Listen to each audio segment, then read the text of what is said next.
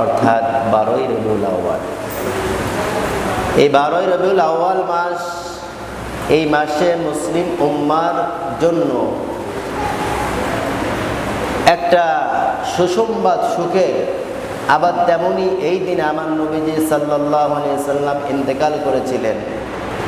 দুইটা বিষয় সামনে রেখে আপনাদের সামনে সংক্ষিপ্ত আকারে আলোচনা করব, আমরা সকলে বোঝার চেষ্টা করি। আল্লাহ পাক রব্বুল আলামিন বলেছেন, মা কানা মুহাম্মাদুন আবা আহাদিম মির রিজালিকুম ওয়ালাকিন রাসূলুল্লাহি ওয়া খাতামান নাবিয়্যিন। এই যে আল্লাহ পাক বললেন ওয়া খাতামান নাবিয়্যিন, যে এটা হলো শেষ নবী। আমাদের পরে আমাদের নবী মুহাম্মদুর রাসূলুল্লাহ সাল্লাল্লাহু আলাইহি সাল্লামের পরে আর কোনো নবী আসবে না, কিয়ামত পর্যন্ত আসবে না। নবী আসবে না কিন্তু ওলি থাকবে। নবী আসবে না কিন্তু ওলি, আল্লাহর ওলি, উলামায়ে কিরাম কিয়ামত পর্যন্ত থাকবে। নবীজি পরে আর কোনো নবী আসবে না। যদি কোনো নবী থাকতো, আসতো, আল্লাহ রাসূল সাল্লাল্লাহু আলাইহি সাল্লাম বলছেন, লা কানা ওমর, যে আমার পরে যদি কেউ নবী হইতো তাহলে ওমরই নবী হইতো। নবী হওয়ার সমস্ত গুণ আল্লাহ ওমরের মধ্যে দিয়েছিলেন, কিন্তু আল্লাহ পাক যে বলছেন ও খাতামান নাবিয়্যিন, এটা হলো শেষ নবী, এরপরে আর কোনো নবী আসবে না।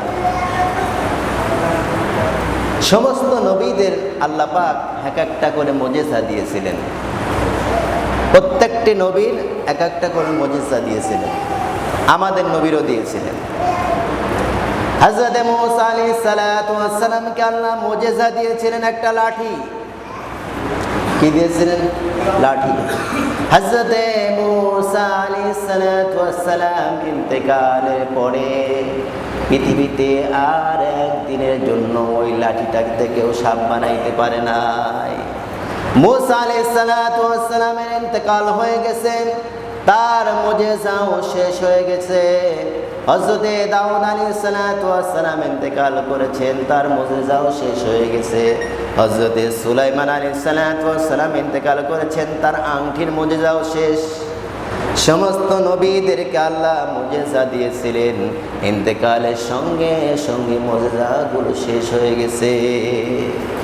আর আমার নবীজির আল্লাহ পাক মুজিজা দিয়েছিলেন। আমার নবী দুনিয়া থেকে বিদায় নিয়ে মদিনার রওজায় আছে, কিন্তু তার মুজিজাগুলো কিয়ামত পর্যন্ত গোটা পৃথিবীর জমিনে থেকে যাবে।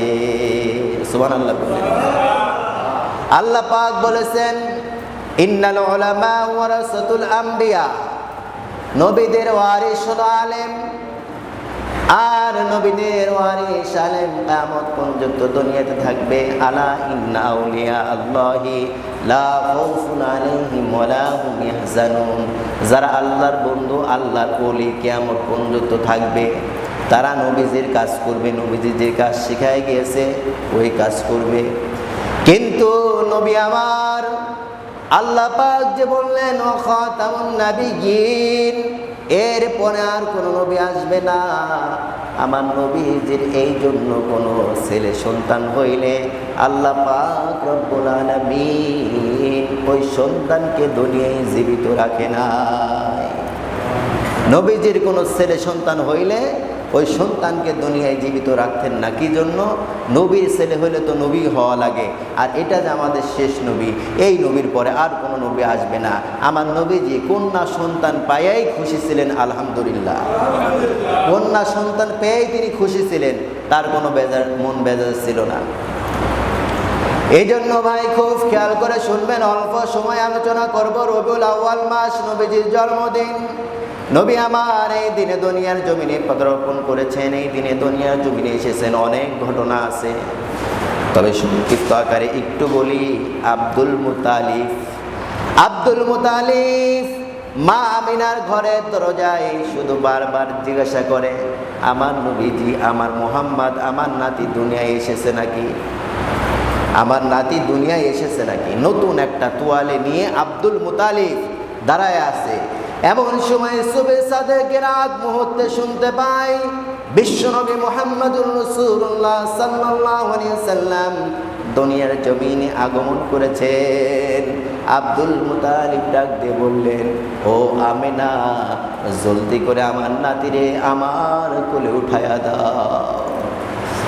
সিরাত ইবনে হিশামের বর্ণনায় এসেছে, আল্লাহ নবী যখন ছোট্ট মুহাম্মদ সাল্লাল্লাহু আলাইহি সাল্লামকে কোলে নিয়ে খোলা আকাশের নিচে যখন কোলের উপর করে একবার আসমানের দিকে তাকায়, আবার আমার নবী মুহাম্মদ সাল্লাল্লাহু আলাইহি সাল্লামের চেহারার দিকে তাকায়, চেহারার দিকে তাকায়া আব্দুল মুতালিব ডাক দিয়ে বলে, হে পৃথিবীর মানুষ, ও আমার আল্লাহ।